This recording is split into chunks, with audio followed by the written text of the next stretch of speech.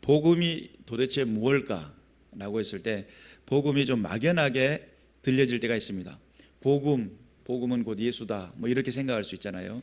그런데 우리가 복음에 대한 이야기를 좀 생각을 해볼 것은 복음이라고 하는 유앙겔리온이라고 하는 이 단어의 의미는 좋은 소식이에요.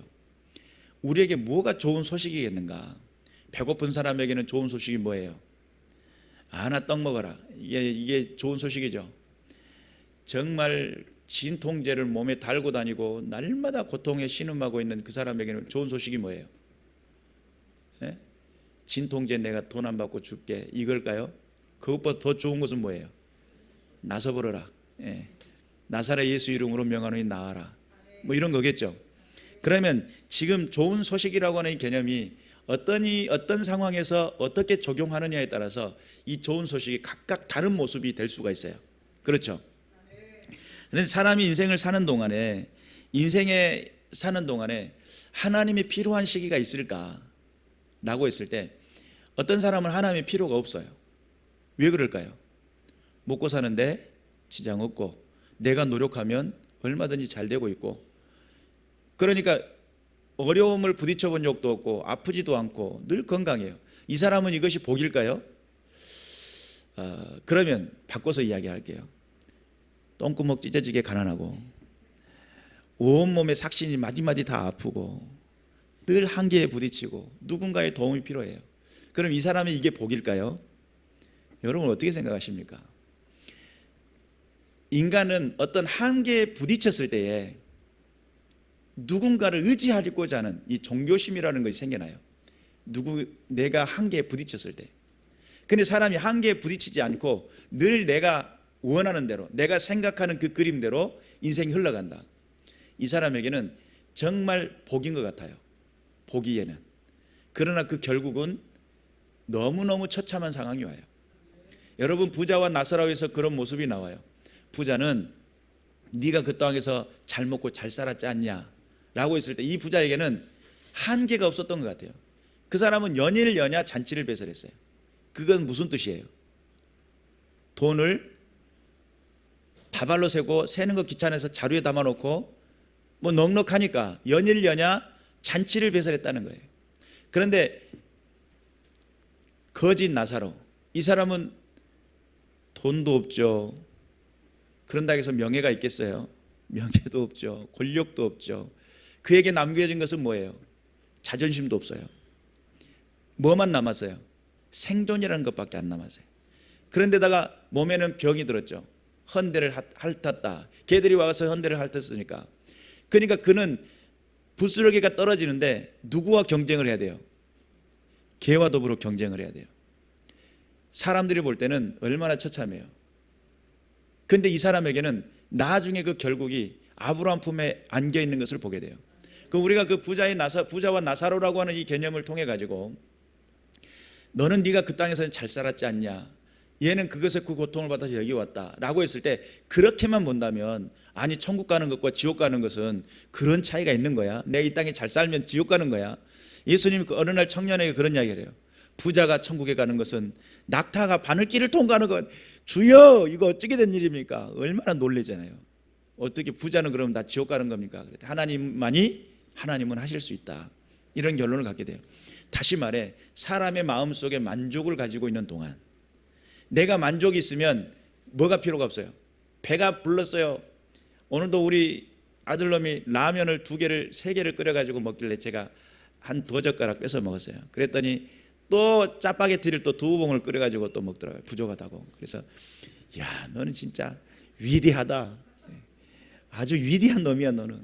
이렇게 칭찬을 해줬는데, 그렇게 2봉을 먹고 또 2개를 3개를 먹고 2개를 먹었으니까 5봉이 이제 뱃속에 들어갈 뻔했는데, 제가 한 2젓가락을 뺏어 먹었으니까 한 4봉 반이 들어간 거예요, 쉽게 말하면.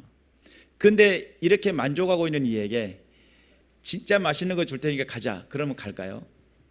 나 지금 배불러서. 모르죠, 또 따라 나설지. 아버지, 어쩌면 아버지는 제 마음을 그렇게 잘 아십니까? 따라 나설지도 몰라요. 근데 만약에 내가 배부른 상태라고 한다면 무언가에 내가 그 상황에서 먹는 것에 탐을 내겠느냐 라고 하는 그런 부분이요.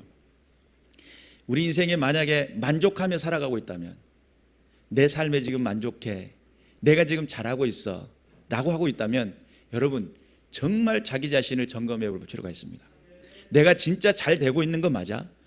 내가 주님의 손을 붙잡지 않고 주님과 더불어 함께하는 삶을 내가 선택하지 않은 것에 대해서 여전히 나는 잘 되고 있고 형통하고 있어 라고 생각한다면 그것이 정말 형통인지를 돌아볼 필요가 있겠죠.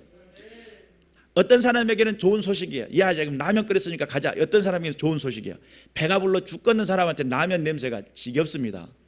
제가 군대에 있을 때 컵라면을 고참들이 먹기 싫다고 다 내려보냈어요. 한 박스를 컵라면을 다 물 부어놓고 야, 이거 다 먹어야 돼. 그래. 그놈을 컵라면을 먹는데 코에서 냄새가 막 흘러나오도록 먹었어요. 제대하고도요, 저 컵라면 안 먹었어요. 아주 간헐적으로 한 번씩 먹을 때마다 그때 기억이 막 머리 막 스쳐요. 익지도 않는 생라면을 갖다 물 부숴가지고 흔들어가지고 막 먹었으니까, 그때 군대 시절이니까. 그러니까 그런 기억이 생겨나잖아요. 우리가 인생 속에 내가 만족하고 있다, 내가 정말 잘하고 있다 라고 할 때 나 자신을 돌아볼 줄 모르는 사람은 여러분 실패할 확률이 많습니다. 여러분 신앙생활 안녕하십니까? 여러분 하나님 앞에서 안녕하고 계신가요?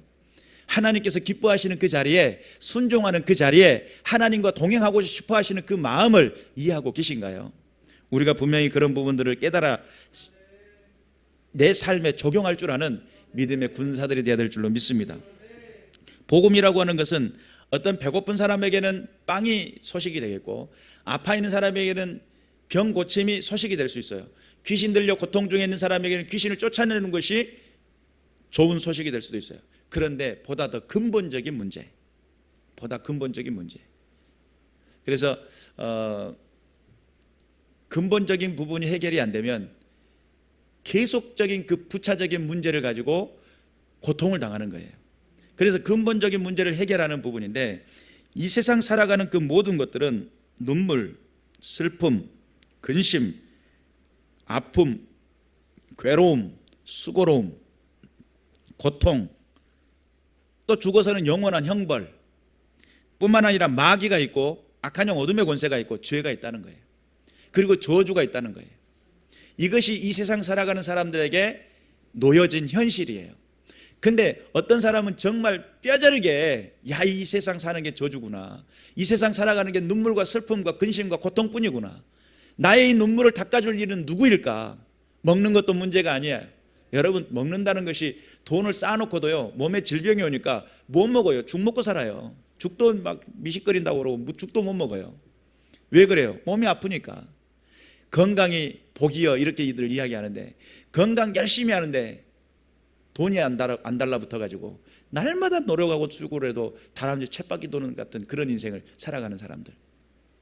우리가 이 땅에 사는 그 자체가 저주구나, 이 땅에서의 삶의 그 자체가 눈물이고 슬픔이고 고통이구나, 이걸 총체적인 그 깨달음이 일어났을 때에 예수라고 하는 이 분의 메시지가 복음이 될 수가 있어요. 그러니까 배고픈 사람에게 빵이 복음이 되는 것처럼 지금 인생의 고통을 느끼는 사람들, 인생의 한계를 느끼는 사람들, 인생의 괴로움과 슬픔과 이 저주 아래서 이 사망에 덫에서 내가 헤어날 수 있는 방법이 뭘까라고 고민하는 사람들에게 예수 그리스도의 십자가의 복음은 너 모든 죄에서 해방되었느니라 라고 하는 이 말씀은 그 인생을 살게 하고 그 삶을 살게 하고 인생의 목표가 되게 만드는. 그래서 여러분 우리가 하나님 안에서 진짜 믿음을 가지고 내가 과연 하나님이 기뻐하시는 믿음의 자리에 나와 있는지, 하나님께서 원하시는 삶의 모습으로 내가 살아가고 있는지, 내가 주님 앞에 섰을 때 아까도 제가 기도 시간에 말씀을 드렸던 것처럼 착하고 충성된 나의 종아라고 하는 칭호를 받는 그런 은혜의 자리에 설 수 있는 그런 준비가 되고 있는지, 이런 부분들을 항상 생각을 해볼 필요가 있어요. 항상 내 삶에 만족하고 내가 하고 있는 일에 대해서 나는 그래 잘하고 있어, 내가 이 정도 했으면 됐지라고 하는 그 순간에 우리 주님이 반문하시면서 너는 누구를 위해 살고 있느냐, 너는 무엇 때문에 그런 일을 하고 있느냐, 너는 왜 그러고 있느냐라고 하는 그런 질문을 받는다고 한다면 어떻게 되겠어요? 같은 노력과 같은 수고를 했어요. 같이 맷돌 갈았어요. 같이 잠을 잤어요. 같이 밭을 맸어요. 소용없단 말이에요. 그 부르신 자의 그 목소리가, 부르신 자의 그 뜻과 그 계획과 그 섭리가 어디 있는지를 분별하지 못하면 같은 방향성을 잡았더라도 그 수고가 물거품이 되고 우리의 모든 것들이 하나님 앞에 평가를 받는 날들이 온다라고 하는 사실 믿으시기를 주님의 이름으로 축원합니다. 그래서 여기서 복음에 합당한 생활이라고 했을 때 이 복음이라고 하는 것은 인생 속에 사망과 저주 아래 살 수밖에 없었던 인생에게 축복과 하나님의 내세와 영생을 향해 살 수 있도록 해준 것이 복음이잖아요. 문제는 초대교회 당시 때는 어떤 현상이 있었냐면 오늘 여기 본문에도 나오지만 무슨 일에든지 대적하는 자들 때문에 두려워하지 아니하는, 아니 도대체 예수 믿으면 대적자가 없어야 되는 거 아니에요? 라고 이야기했을 때 아니라는 거예요. 예수님 뭐라고 하냐면 양을 이리에게 보내는 것 같다 이렇게 이야기했단 말이에요. 그러니까 이 세상의 권력과 이 세상의 문화와 이 세상이 가지고 있는 모든 가치관들은 예수 믿는 가치관과 달라요. 그리고 달라야 맞아요. 예수님 만약에 힘으로 막 쌍욕을 하면서 덤벼가지고 착취하고 갈취하는 그런 개념으로 만약 하시려고 했다면 십자가 안 지셨다니까요. 그렇잖아요. 예수님이 십자가를 포기하시고 내가 너를 얼마든지 새끼손가락 하나라도 너를 이길 수 있다 이렇게 했으면 힘으로 싸운 게 맞습니다. 그러나 예수님의 논리는 뭐예요? 십자가의 희생의 십자가를 짊어지고 모든 것을 내어주고 우리를 주님의 은혜 가운데 부르셨잖아요. 그런데 그러니까 예수 믿는 사람들의 대적자가 생기는 이유는 왜 너는 나랑 다르지? 학교에서도 조금 다르다라고 하는 얘들을 소외시키잖아요. 얘들 말로 말하면 왕따 시키잖아요. 그리고 계속 공격하잖아요. 왜냐하면 약해 보이니까. 같이 동등한 동급생인데 같이 힘이 있으면 안 괴롭힐 텐데 얘는 이상하게 찐따 같고 얘는 이상하게 뭔가 우리랑 달라, 좀 약해. 그러면 걔만 공격하는 거예요. 희생양 삼아가지고. 그런데 예수 믿는 사람이 세상 논리에서는 약하단 말이에요. 세상의 방식과 세상의 모습으로 약하고 또한 우리랑 그들과 다르다라고 하는 결론을 가지고 있기 때문에 세상은 우리를 대적하게 돼 있어요. 그러다 보니까 오늘 이 본문의 복음에 합당하다라고 하는 그 삶의 모습 속에는 너 언어의 선택 가운데, 너 삶의 선택의 그 기로에 있어서 주를 믿는 믿음의 선택을 했느냐, 하나님이 기뻐하시는 은혜의 선택을 했느냐, 주께서 기뻐하시는 믿음의 삶의 자리에 나왔느냐 라고 하는 것을 질문을 받게 돼요. 그럴 때에 복음이라고 하는 내가 저주 아래 살고 사망 가운데 살아갈 수밖에 없었던 내 인생을 하나님께서 나를 살리시고 나를 영생의 길을 가게 만들고 하나님의 자녀 삼아주시고 하나님의 백성 삼아주셨다라고 하는 그 사실 앞에 나는 그렇습니다. 하나님이 나를 자녀 삼아주셨기 때문에 자녀와 같은 삶을 살아보겠습니다. 하나님이 나를 이끄시는 하늘 백성으로서 삶을 살겠습니다 라고 하는 것이 복음에 합당한 삶이에요. 여러분, 그러니까 환난이 따라올 수밖에 없어요. 고통과 어려움의 문제들이 봉착할 수밖에 없어요. 그런데 어느 순간부터서 기독교가 하나의 기득권층이 돼 있어요. 그리고 힘을 자랑해요. 세력을 자랑하고 권세를 자랑해요. 그리고 또한 모든 지방자치단체와 더불어 함께 영역을 펼치며 복음의 확장을 위해 노력을 했는데 그것이 하나의 권력이 돼 있어요. 어느 순간에 희생하고 사랑하고 베풀고 나눠야 되는 은혜의 자리에서 벗어나기 시작했어요.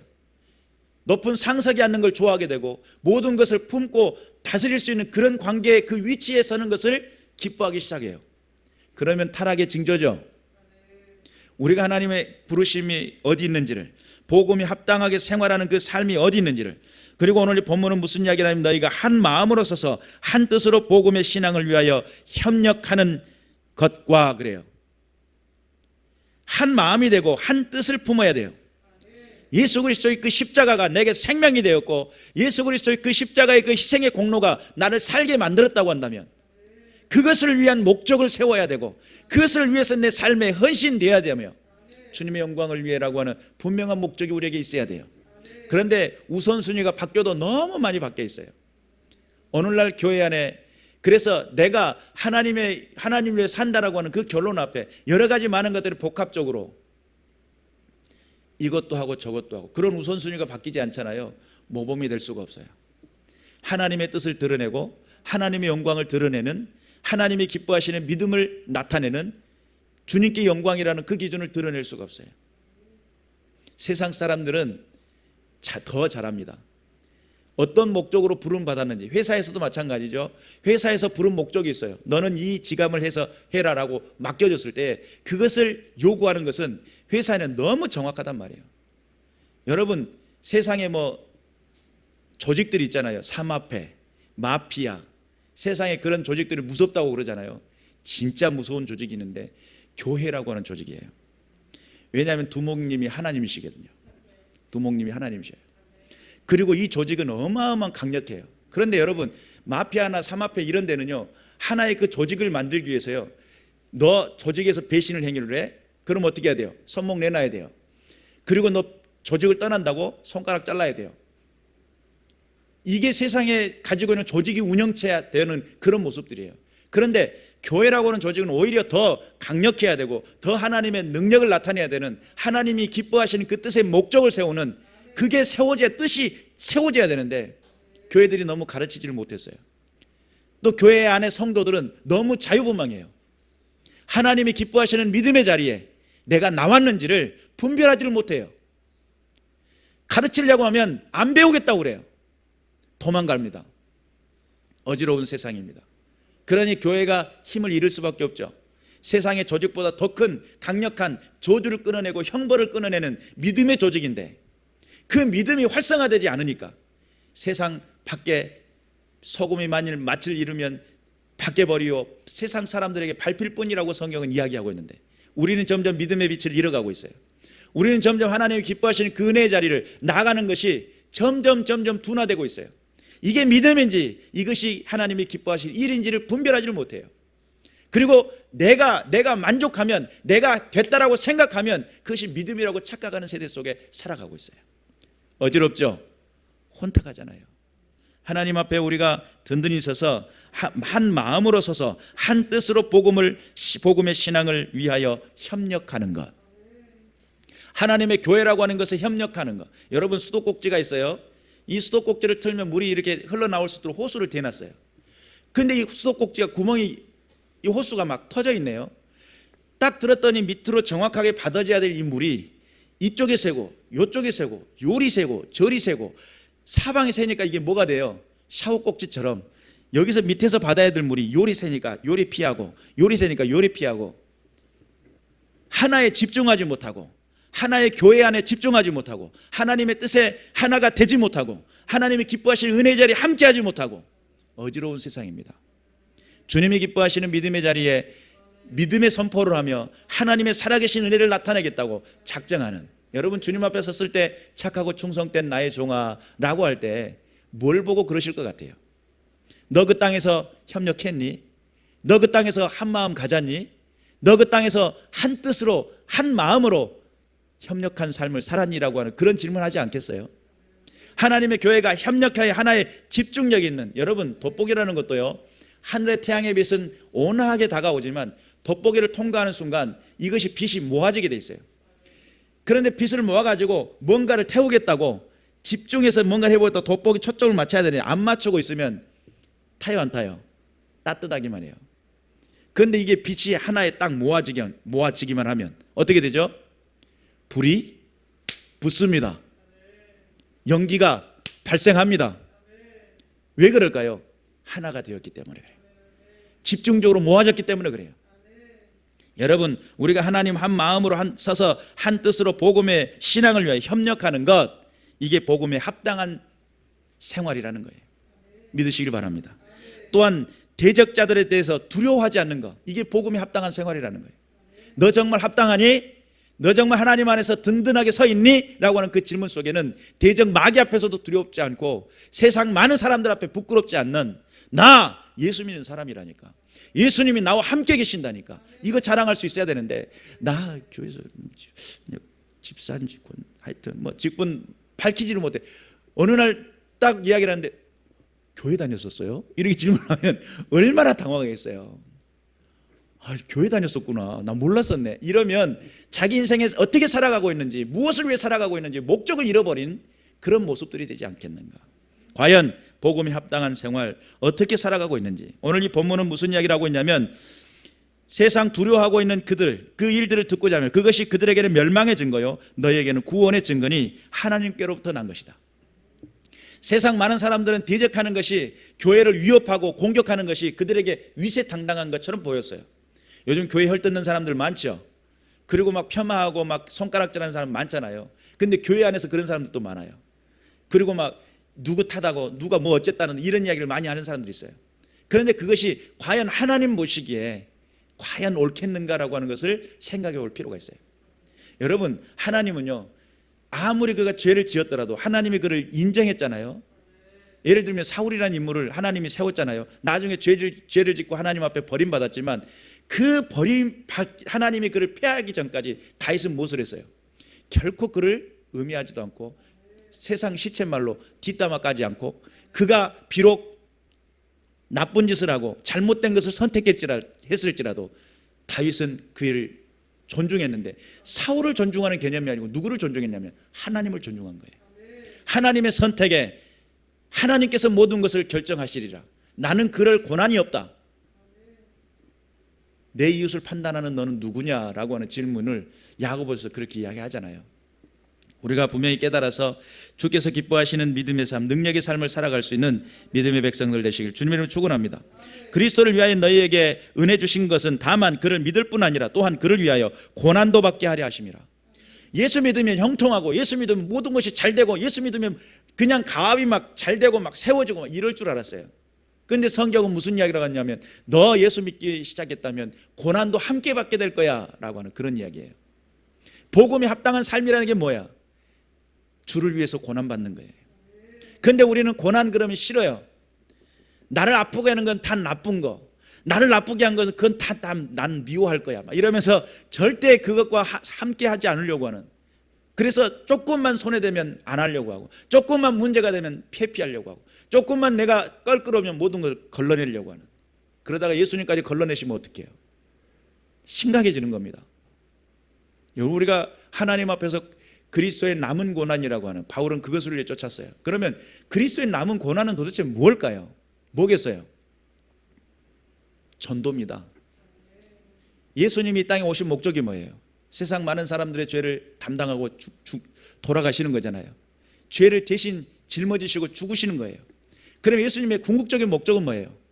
다 이루었다고 할 때 내가 모든 사람들을 구원할 준비가 됐다, 이런 뜻이에요. 한 영혼이 천하보다 귀하고 그를 구원하는데 예수님이 십자가에 죽으셨다는 거예요. 그럼 우리가 그리스도의 남은 고난이라고 하는 그 고난은 도대체 뭘까라고 했을 때, 그 그리스도의 남은 고난은 한 영혼 전도하기 위해, 때로는 빗자루가 날아오고 때로는 물이 찌그러지고 때로는 뺨다구를 맞고, 이런 부분을 통해 가지고 그것이 하나의 내게는 손해가 되고 그것이 나에게 힘듦이 되고 어려움이 될지라도, 하나님 나를 위해, 예수님이 나를 위해 십자가 지신 것 생각해 보면 내가 뺨 한 가락 맞는 것보다 얼마나 많은 수치와 얼마나 많은 조롱과 얼마나 많은 고통을 당하셨는데 내가 그거에 비하면 아무것도 아닙니다. 주님 걱정하지 마세요. 그럼 우리 주님 막 감동해가지고 눈물을 흘리실 것 같아요. 야, 내가 너를 봐도 너무 안쓰럽고 그것이 고통스러워 보이는데 너는 그것이 괜찮다고 그러냐, 이 착하고 이 충성된 나의 종아, 막 이러면서 얼마나 칭찬하실까. 예수 복음을 전하다가 고난받는 거, 이것은 하나님 앞에 영광이고 내 인생 속에 하나님 앞에 자랑에 또한 상급이 된다라고 하는 사실을 믿으시기를 주님의 이름으로 축원합니다. 30절에 보니까 너희에게도 그와 같은 싸움이 있으니 너희가 내 안에서 본 바요 이제도 내 안에서 듣는 바라. 바울의 인생 속에서 자기 인생을 사는 동안에 그 교회를 위해서 고난당하고 교회를 위해서 박해받았던 그 모든 것들을 누가 알아요? 빌립보 교회 성도들이 알아요. 그리고 이 복음의 이 서신서가 쓰여지는 시기가 로마 감옥에 갇혀있는 상황이에요. 내가 그 싸움을, 복음을 위해 내가 갇혔다는 거예요. 복음을 위해 내 고통을 당하고 있고 이 어려움을 당하고 있는 것을 너희가 봤지 않느냐 라고 하는 그런 말씀이에요. 그러면 복음에 합당한 삶이라는 건 도대체 무엇일까? 복음에 합당한 삶은 한 마음으로 한 뜻으로 복음의 신앙을 위해 협력하는 것, 이것이 복음에 합당한 삶이고, 또한 대적자들이 있을 것인데 그것이 너희에게는 구원의 증거라고 하는 확신을 가져라. 하나님으로부터 나왔다라고 하는 분명한 믿음의 확신을 가져야 한다. 또한 오늘 이 본문에는 그리스도를 위해서 그 고난에 참여할 수 있는 그런 복음에 합당한 삶을 살아야 한다. 그리고 또한 오늘 이 마지막 그 싸움에 너희는 함께 했고 너희는 그 가운데 아직도 있으며 그 가운데 복음이 증거되고 있는 것을 보고 있다. 여러분, 우리가 하나님의 복음에 합당한 삶이라고 하는 것을 되짚어 볼 필요가 있습니다. 나는 과연 복음에 합당한 삶을 살고 있는가? 하나님이 기뻐하시는 은혜의 자리에서 하나님이 원하시는 그 뜻을 나타내며 한 마음 되는 것, 한 뜻을 세우는 것, 또한 하나님의 복음을 위해 협력할 수 있는 그런 믿음의 자세를 가지고 있는지, 이것을 돌아보고, 여러분 복 받는 비결이 단순합니다. 또 복잡할 수도 있다고 생각할 수도 있지만 단순해요. 주님의 뜻에 오케이, 주님이 하시는 일에 오케이, 교회를 세우는 일에 오케이. 이게 다 주의 영광을 위해 사는 믿음의 방식들이에요. 그런 믿음의 방식들이 저와 여러분의 삶의 현장 속에 넘쳐날 수 있는 믿음의 군사들 되시기를 주님의 이름으로 축원합니다. 기도하겠습니다.